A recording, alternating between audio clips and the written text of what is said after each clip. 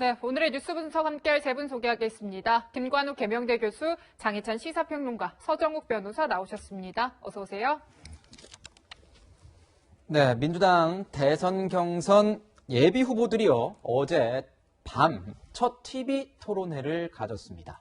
앞서 말씀드린 대로 반 이재명 전선 후보들 대 이재명 후보의 날선 말싸움이 이어졌습니다. 기싸움이 이어졌다고 봐야겠네요. 어떤 모습인지 보고 가겠습니다. 1년에 증세 없이 50조 만들어서 모든 국민들에게, 이재용 부회장을 비롯한 모든 국민들에게 8만 원씩 나눠주겠다, 이렇게 생각하고 계십니까? 나눠준다는 표현은 부적절합니다. 결국 시민들이 낸 세금이고, 대동법을 시행하는데 100년 걸렸거든요. 조세 감면분, 그다음에 세출 조정 이런 거 해가지고 50조 만들 수 있다라고 하는 얘기는 그야말로 무협지 수준의 이야기예요. 본인은 못하실지 몰라도 저는 할 수 있습니다. 그러니까 저렇게 얘기하시니까 제가 분명히 말씀드립니다. 그러니까 대법정이 그것과 아마 관련해서 후보께서는 못하실 거예요. 100년 동안 기본소득 하시자는 얘기를 지금 뭐 하려고 벌써. 예, 박용진 후보와 이재명 후보가 기본소득과 관련된 날선 서로의 지적을 해가면서 기싸움을 벌였는데요. 자, 어떻게 보면 정책 브랜드 아니겠습니까? 이 기본소득이라는 거는 이재명 후보가 들고 나온 본인만의 정책 브랜드, 기본소득인데, 이 주자들 같은 경우에는 이제 이 후보가 아니 말을 바꾼 것 아니냐, 시행하겠다고 해놓고서는 1호 공약이 아니었다고 하다니, 아니 100년 걸렸다고 하더니 천천히 진행하겠다고 하는 이런 모습은 말 바꾸기가 아니냐, 이런 지적이 있었어요. 어떻게 보셨어요? 그러니까 지금 이재명 캠프에서 내부적으로 기본소득에 대해서 우리가 엑싯을 하자, 이런 전략적 판단을 내린 것 같습니다. 실제로 이 대선 출마 선언하고 기자들과 비대면 간담회 할 때 기본소득이 내 1호 공약이 아니라는 말을 분명히 했죠. 네. 그리고 이 토론회 자리에서는 본인은 아직까지 공약을 발표한 적이 없기 때문에 기본소득도 공약에 들어가는 것이 아니다라는 말도 했습니다. 이게 미정이라고 말한 거죠. 그러나 대다수의 국민들은 사실 이재명 지사 하면 기본소득을 가장 먼저 떠올릴 수밖에 없습니다. 이렇게 거리두기를 하는 것이 어떻게 비춰질 것인가. 이재명 지사가 이제 현실성을 탑재하기 시작했다고 긍정적으로 바라볼 국민들도 있겠지만, 제가 봤을 때는 이게 불리하니까 결국 대선 국면에서 기본소득을 멀리하려고 하는구나, 이재명 지사의 이 대표 정책을 버리려고 하는구나, 부정적으로 바라볼 국민들도 상당히 많은 것 같은데, 그 같은 이 리스크를 앞으로 대선 경선 내내 또는 본선에서 어떻게 관리할지 좀 지켜봐야 될 것 같고요. 네. 일단 민주당이 대선 후보들 간의 토론회가 생각보다 재밌습니다. 아직까지 국민적 관심을 많이 받는 건 아닙니다만, 제가 예상했던 것보다 훨씬 더 높은 수위로 서로가 서로를 비판하고 있습니다. 특히 박용진 의원 같은 경우 아주 이렇게 이재명 지사를 강하게 공격해도 되나 싶을 정도로 밀어붙이는 모습인데, 이런 모습들이 민주당 대선 경선 그동안 이재명 대세론이 당연하다는 분위기에 약간씩 균열을 일으키면서 많은 국민들의 관심을 끌게 하는 그런 긍정적인 요소가 분명히 있을 거라고 생각이 됩니다. 네. 이제 호평을 해주셨는데요. 이 말 바꾸기 논란에 대해서 어떻게 저희가 봐야 됩니까? 이재명 후보가 얘기한 것처럼 공약한 적이 없다 나는, 이렇게 저희가 받아들여야 될지, 아니면 좀 고개가 갸우뚱해지는 부분은 있긴 있거든요. 그러니까 대선 후보로서 공약한 적이 없다는 얘기고, 이 기본소득에 관해서는 이재명 지사가 일관되게 그 필요성을 강조했던 거거든요. 그러니까 어떻게 보면 이제 공평한 기회를 갖기 위해서는 모든 국민이 일정한 정도의 어떤 기본적 소득이 필요하다는 것에 그 방점이 있는 겁니다. 그래서 많은 분들이 어떤 식으로든 출발점이 어느 정도 갖춰줘야지 공정한 기회가 오는 건데, 그게 없으면 안 되겠다. 그래서 기본소득이 갖춰줘야 되겠다. 뭐 이런 얘기인데, 이 모든 것들은 사실은 그런 역량, 지급할 수 있는 역량, 상황, 지금 코로나 상황에 상당한 부채 비율까지 올라가고 있어요. 그런데 이걸 당장에 지금 시행할 수 있는 상황이 아니거든요. 그러니까 그런 측면에서 이재명 지사가 여러 가지 상황과 역량, 여건 뭐 이런 것들을 고려한 차원에서 이 부분의 어떤 속도 조절을 좀 하는 것 아닌가. 그런데 저는 뭐 장평론가 얘기하셨지만 이 브랜드, 정책 브랜드에서 엑싯을 할 수는 없다고 봐요. 왜냐하면 지금까지 얘기했던 것들이 있기 때문에 그것을 실천력을 담보하기 위한 어떤 과정으로서 속도 조절을 하는 것이지, 이거를 내려놓을 가능성은 없다고 봅니다. 왜냐하면 이재명 지사가 지금 성남시장 2기 그리고 경기지사 3년 동안 하면서 공약 이행률이 90%예요. 그러니까 이분의 방점은 뭐냐면 공약을 그냥 하는 것이 아니라 반드시 실천을 해야 되기 때문에 그 여건을 봐가면서 지금 상황을 이제 하는 것이기 때문에 약간의 어떤 속도 조절론이 가는 것이고, 이렇게 유연하고 좀 탄력적으로 접근하는 데 있어서 야권이 말바꾸기다 된다라고 얘기를 해요. 그런데 통상 야권이 여권에서 뭔가 정책을 집행하거나 이렇게 기획할 때 너무 이념적으로 접근한다. 이러면서 굉장히 그런 것들을 이제 사실은 비판해 왔거든요. 그런데 이렇게 유연하게 접근하면 또 이런 것이 바꿔졌다라고 얘기를 하는, 그러면 어느 쪽에 입장을 해야 되는 것인지, 그러니까 비판을 위한 비판보다는 실천력을 담보하는 그런 부분에서 어떤 서로의 협조 관계가 필요한 것 아닌가 이런 생각입니다. 네, 네. 여건을 감안해서 속도 조절하는 것이지 의제를 놓친다거나 의제를 버린다거나 하는 입장은 아닌 것 같다. 이런 평가를 해주셨습니다. 네, 어제 토론회에서는 이재명 그리고 반 이재명 구도가 아주 뚜렷하게 보였지만 그중에서도 이재명 후보를 옹호하는 듯한 후보도 있기는 있었습니다. 누구일지 한번 같이 보시죠. 수시로 이렇게 말씀이 바뀌는 것 같아서 아마 국민 여러분들께서 혼란해 하실 것 같고, 확실치 않은 공약으로 갈 때 과연 정권 재창출이 가능하겠는가. 과거 독재 정권이 영남과 호남을 분할해서 차별했을 때는 영남이 혜택을 얻은 적도 있지만 지금은 영남이 역차별을 받고 있다 이러셨거든요. 말하자면 지역 문제를 너무 거칠게 접근하신 잘못이 있고요. 기본소득을 주장하는 것은 너무 부가 집중되고 양극화되어 있기 때문에 이것을 해소하기 위해서 좀 꺼낸 어떤 그 사회적 일깨움이라고 좋은 발제라고 생각을 합니다. 네, 지금 기본소득 관련해서 이제 추미애 전 장관, 추미애 후보는 옹호를 하고 있어요. 전략적인 이유가 있을까요? 어떻게 분석을 해야 될까요, 변호사님? 아마 이제 경선 룰을 보면요. 처음에 6명을 컷오프하고, 네. 그리고 이제 과반이 없으면 나중에 결선 투표로 가거든요. 그래서 이제 상당히 구도가 중요한데, 제가 보기에 이미 친문이냐 비문이냐 이 구도는 의미가 없어요. 이미 친문, 비문의 중간에 있는 분들도 네. 상당히 많기 때문에 네. 그 구도보다는 최대 이슈는 기본소득입니다.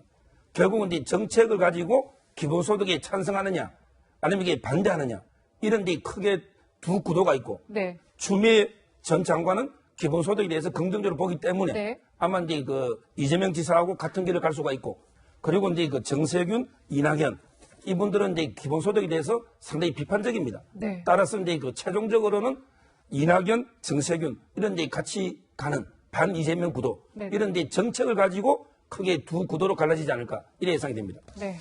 지금 보면 반 이재명 전선이라고 저희가 이렇게 표현을 하고 있는데 이재명 후보 대 반 이재명 후보들에 대한 얘기가 계속 나오고 있습니다. 이 반 이재명 후보들 같은 경우에는 서로 간의 연대를 어느 정도 모색하고 있는 모습이 보입니다. 당장 정세균 후보와 이광재 후보가 이 단일화 결과를 이제 좀 있으면 발표할 수 있게 되는데, 이렇게 보면은 이런 상황이 예비 경선에서 어떤 영향을 미칠 것으로 보이시는지요? 평론가님 어떻게 보시는지 좀 궁금합니다. 글쎄요, 사실 정세균 후보나 이광재 후보의 단일화가 과연 국민들에게 감동을 줄 수 있는 단일화인지 그 부분에 대해서는 고개를 좀 갸웃거리게 하는 측면이 있습니다.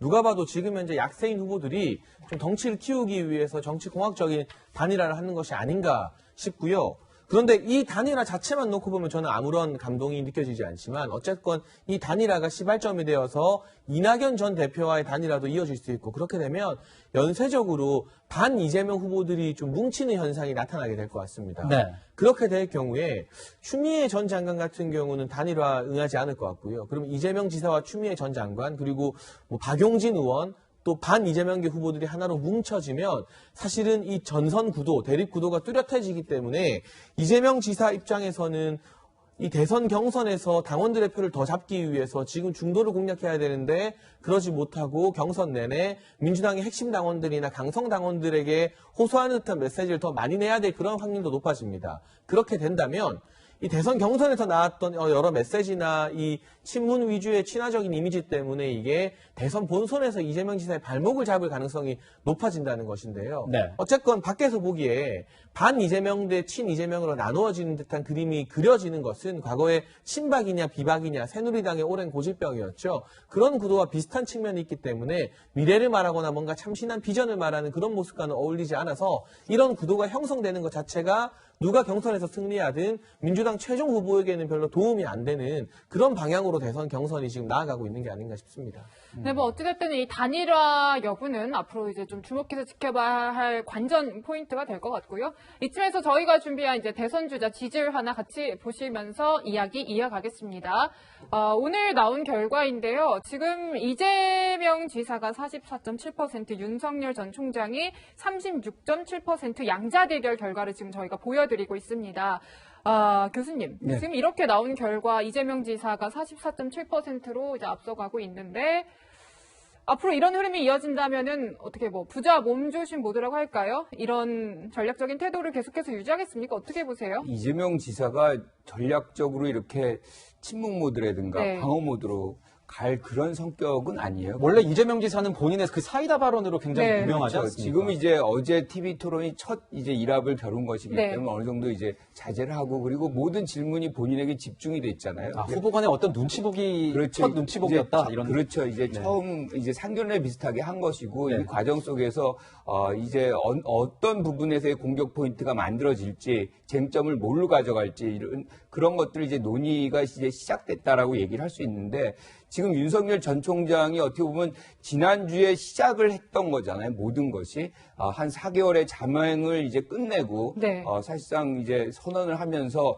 윤석열 주관이다. 뭐 이렇게 할 정도로 많은 그런 어떤 관심을 끌어모았는데 네. 지금 지지율이 이 정도뿐이 안 나오는 것은 그 같은 기간 동안에 여러 가지 이제 문제들이 제기가 된 거죠. 그러니까 뭐 엑스파일이라든가 또 장모 구속 문제라든가 그리고 이제 본인의 어떤 이 출마 기념식에서의 어떤 부분들이 호불호가 굉장히 갈리는 그런 부분들도 있었어요. 그러니까 어떻게 보면 이제 지지율이 폭등을 해야 되는 그런 상황 속에서 매우 제한적으로 이제 갔다 뭐 이런 것이고 반면에 이제 이재명 지사는 7월 1일 날 출마 기념을 했는데 네. 그런 부분에서 크게 이제 나쁘지 않았다는 평가 뭐 이런 것들이 이번에 이제 양자 대결 구도 속에서 조금 우위를 점하는 그런 결과로 이어지지 않았나 이렇게 평가합니다. 네. 저희 뭐 따로 준비한 그 그래픽도 하나 있는데요. 같이 보시면서 얘기를 좀 나누도록 하겠습니다. 지금 보면 대선 후보 지지도 나오고 있습니다.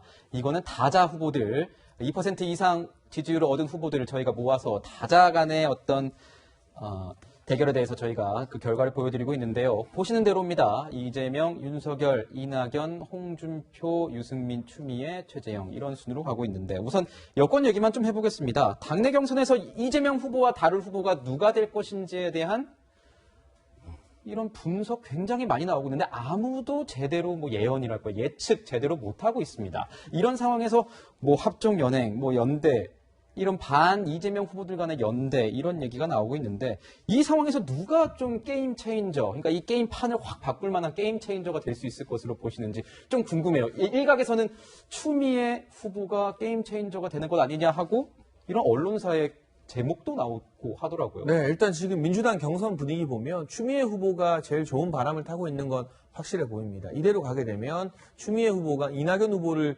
제치고 이재명 지사를 턱 끝까지 추격하는 2위 후보가 될 수도 있다는 관측도 나오고 있는데 관측이 나오고 있죠. 네, 뭐 아직까지는 지켜봐야 되겠습니다만 그럴 경우에 사실 저는 본선에 대한 이야기를 좀 계속하고 싶습니다.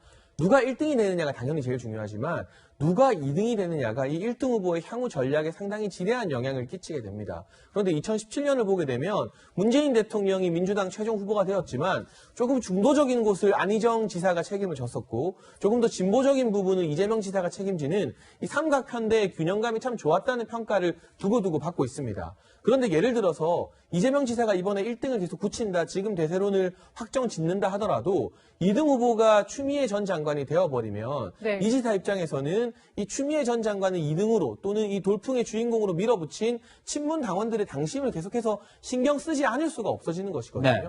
그 부분이 중도 확장에 있어서 발목을 잡지 않을까. 그래서 추미애 후보가 돌풍을 일으키고 있지만 이 돌풍에 가장 난감해할 사람이 다름 아니라 이재명 지사라는 생각이 우선 들고요. 민주당 대선 경선 룰은 6명을 컷오프한 이후에는 그냥 그대로 쭉 갑니다. 뭐 과반이 안 된다고 해서 1대1 또 따로 본선을 하거나 결선을 치르지가 않아요. 그래서 이 대선 경선 과정에 있어서 이재명 지사를 제외한 나머지 5명의 후보들이 어떻게 단일 후보를 만들어내느냐. 그래서 제가 아까 뭐 추미애 전 장관이나 박용진 의원은 단일화에 응하지 않을 가능성이 높다고 했는데 막판에 가서 단일화해야만 승리할 수 있는 가능성이 보이면 또 어떻게 될지 모르거든요. 네. 나머지 5명의 후보가 단일 후보를 만들어낼 수 있느냐 없느냐도 향후 경선에서 굉장히 주요한 분수령이 될 것 같습니다. 네, 이제 향후 경선은 지켜봐야 되겠고 이런 상황에서 불거진 논란 하나 짚어보겠습니다. 역사 전쟁이라고도 표현을 하는데요. 이 논란의 시작은 이재명 지사의 한 발언에서 시작이 됐습니다. 먼저 같이 들어보시죠. 이육사를 기획해 주시고 방문해 주셔서 고맙습니다. 아니, 우리 대한민국이 이제 다른 나라의 정부 출입하는 경우가 좀 달라가지고 사실은 친일 정산을 못하고 그 친일 세력들이 이제 이 미점령군하고 이렇게 합작을 해가지고 다시 그 지배체를 그대로 유지했지 않습니까? 이게 깨끗하게 나라가 출발되지 못해서.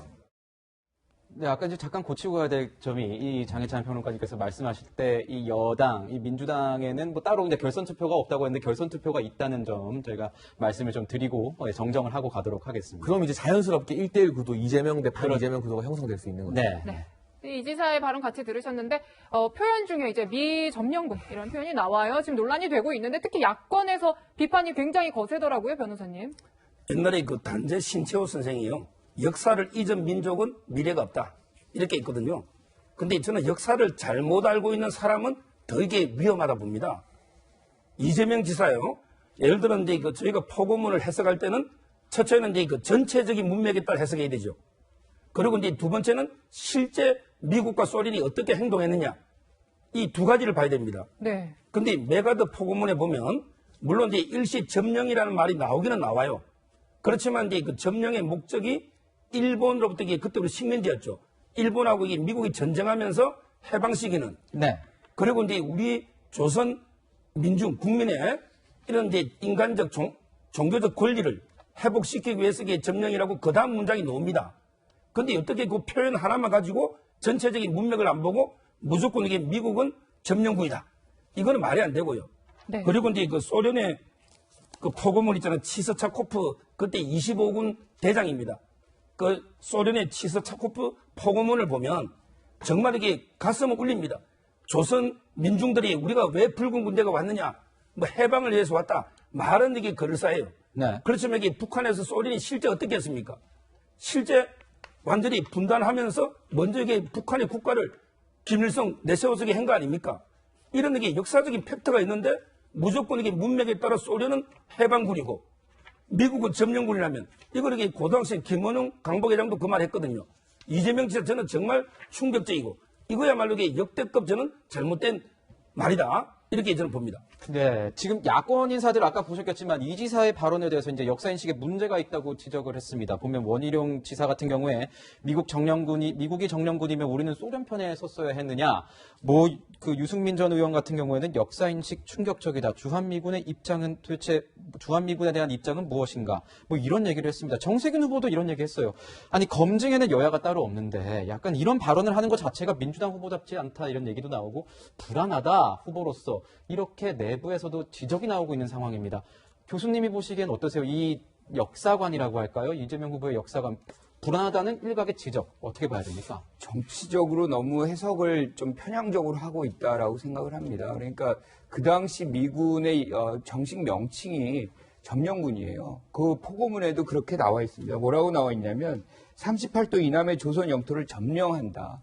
그러니까 미군 점령군으로 이제 이제 명칭이 이렇게 돼 밀리터리 어쿠페이션이라고 명확하게 되어 있거든요. 그래서 그 당시 점령의 대상은 우리나라가 아니고 사실상 우리가 식민지 상태에 있었기 때문에 일본을 점령한 거거든요. 그래서 소련은 이제 이제 38도 이북에 38선 이남에 이제 미군이 점령한 그런 개념 속에서 점령군이라는 단어를 미군 스스로가 씁니다. 그런데 이 부분을 갖고서 이제 굉장히 정치적으로 이 지사를 좀 몰아가는 그것이 당 내외에서 이제 벌어지고 있는 것인데 이분들 다 사실은 알고 있는 부분이거든요. 그리고 지금 서정욱 변호사가 사실관계를 지금 섞어서 얘기하시는 부분이 있어요. 김원웅 광복회장이 뭐라고 했냐면 미군은 점령군, 소련은 해방군이라고 얘기를 했어요. 이거는 김원웅 회장의 얘기고 지금 이재명 지사는 미군이 점령 부위라 그거 소련에 대한 언급은 아예 없습니다. 그래서 그 부분을 이제 섞어서 이제 설명을 하시면 안 된다. 그건 이재명 지사의 어떤 얘기를 사실상 왜곡시키는 부분이 있기 때문에 바로 잡아야 되는 것이고 그런 상황 속에서 우리가 지금 얘기를 이재명 지사가 얘기하고 싶어 하는 거는 사실상 그 해방 정국 이후에 미군의 어떤 군정이라든가 이것이 네. 일제의 어떤 잔재와 맞물려서 이것이 이루어지다 보니까 철저하게 식민지 상태를 벗어나지 못했다. 뭐 이런 부분에 이육사 시인을 추모하면서 얘기했던 부분들을 너무 정치적으로 좀 활용하고 있다. 뭐 이런 생각이 좀 듭니다. 네, 이 뭐 역사관 논란은 앞으로도 좀 논란이 이어질 것 같고요. 지금 오늘 논란이 참 많습니다. 국민 면접 진행이 돼요. 민주당에서 오늘 오후에 진행이 되는데 여기서도 또 하나 문제가 생겼습니다. 일단 같이 목소리 들어보시죠.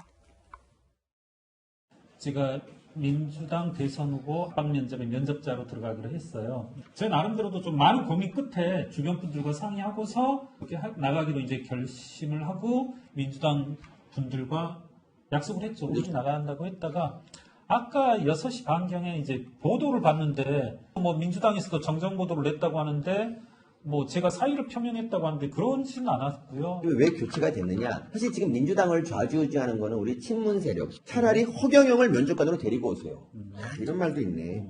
그것도 못 견디고 일개 면접관조차도 본인들 마음에 안 들면 빼야 되겠다라고 하는 그런 정당은 정말 민주정당인지. 네, 조국 흑서의 저자죠. 김경률 회계사가 이제 면접관으로 내정이 됐다가 논란 끝에 철회가 됐습니다. 그래서 이제 관련 발언이 나오고 목소리를 들은 건데요, 평론가님. 지금 뭐 보니까 이제 후폭풍이 계속 이어지고 있고 이제 김 회계사도 조국의 굴레 이런 표현을 썼더라고요. 어떻게 보십니까?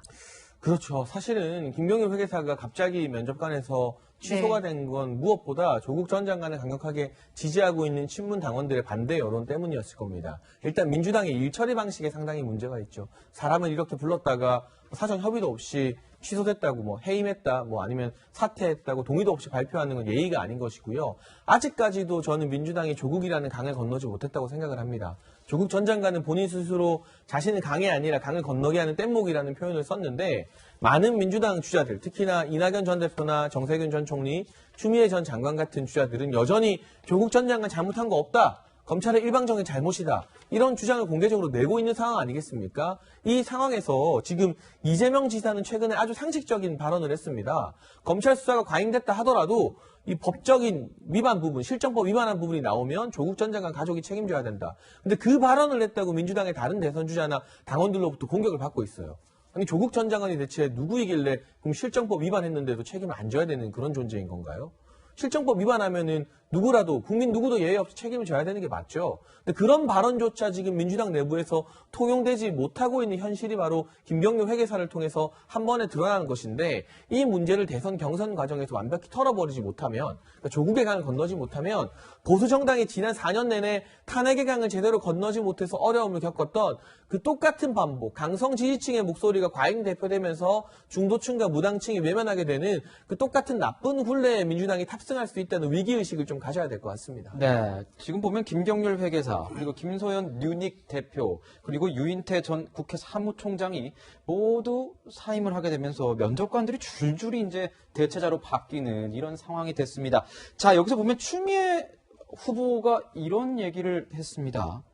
자, 반역사적이고 자학적이며 불공정한 처사라고 말을 하면서 이제 유인태, 김혜영 두 면접관을 아마 겨냥한 것 같은데 추윤 갈등, 그러니까 추미애, 윤석열 갈등을 동조하고 독설과 비난을 쏟아댄 분이 저를 검증하고 평가한다고 한다. 의사 안중근을 일본 형사에게 검증과 평가를 하라고 하면 테러리스트라고 할 것 같지 않으냐. 교수님, 네. 이거는 추미애 후보가 나는 안중근 의사고 나를 검증하는 이 면접관들은 일본 순사, 형사들이다. 이렇게 얘기한 것으로 보인다. 라는 지적이 나오는데 어떻게 보세요?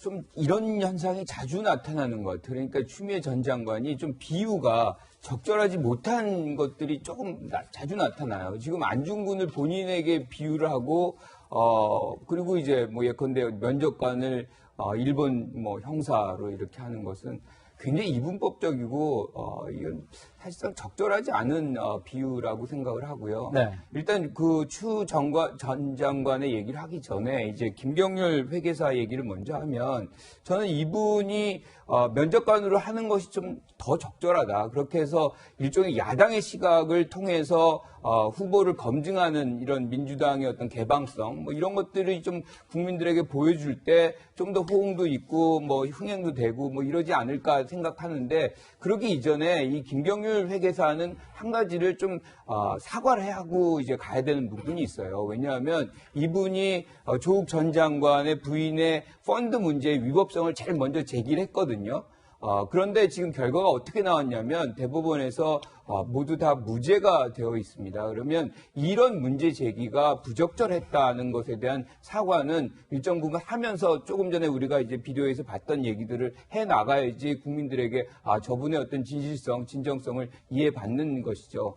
다시 이제 추 전 장관 얘기로 돌아오면 지금 굉장히 극단적인 어떤 비유들을 하는 것이 추 전 장관의 어떤 말의 무게가 사실상 국민들에게 확산될 수 있느냐의 문제에서 굉장히 저는 회의적이거든요. 그러니까 오히려 사실상 조금 더 이제 완만하고 사람들이 좀 인정할 수 있는 그런 단어들을 좀 쓰고 비유도 그렇게 해야지 이렇게 본인을 안중근 의사에게 다른 분들 좀 본인의 어떤 검찰 개혁의 과정에서 좀 비판적이었다는 김혜영 전 의원 같은 경우에게는 이런 형사, 그것도 일본 형사의 어떤 이 낙인을 찍는 이런 부분들은 굉장히 극단적인 어떤 모습인 것이고 한국 정치 문화에도 굉장히 부적절한 효과를 보일 수밖에 없다는 부분에서는 저는 잘못된 처사다 이렇게 생각합니다. 네, 조국 전 장관이나 뭐 이제 부인 정경심 교수에 대한 재판은 계속 이제 진행 중인 상황이니까 어떤 결과가 나올지 또 지켜봐야 될 거. 근데 대법원에서 무죄 판결이 난 거기 때문에 최종심이죠, 그건. 네, 그래서 이제 그 관련된 이제 재판이 진행 중인 상황인 만큼 또 봐야 될 것 같고. 또 여기 대해서 이제 서정훈 변호사님이 계속 하실 얘기가 있으시다 그래서 짧게 듣고 가겠습니다. 이게 행사가 뭐냐면요. 대통령 취업준비생 국민 면접이에요. 취업준비생. 자, 그럼 이게 앵커님이나 기자님도 이게 면접 보고 입사했죠. 근데 면접관이 마음에 안 들면 취업준비생이 면접관 바꿔줘. 이게 요구됩니까? 말이 안 되잖아요. 어떻게 면접관이 주고 면접 당하는 취업준비생이 면접관이 마음에 안 든다고 다 교체해달라. 이게 말이 되느냐는 거죠. 저는 이제 국민의 쓴소리도 들어야 되기 때문에 이래서 이게 어떻게 중도로 확장될지 걱정입니다. 네. 네, 논란 끝에 면접관은 김혜영 전 최고위원, 또 정수경 교수, 천관율 기자로 선정이 됐다고 합니다. 오늘 오후에 치러지는 국민 면접 어떻게 진행될지는 한번 같이 지켜보시죠. 예, 저희는 야권, 대권 소식으로 좀 넘어가 볼까 합니다.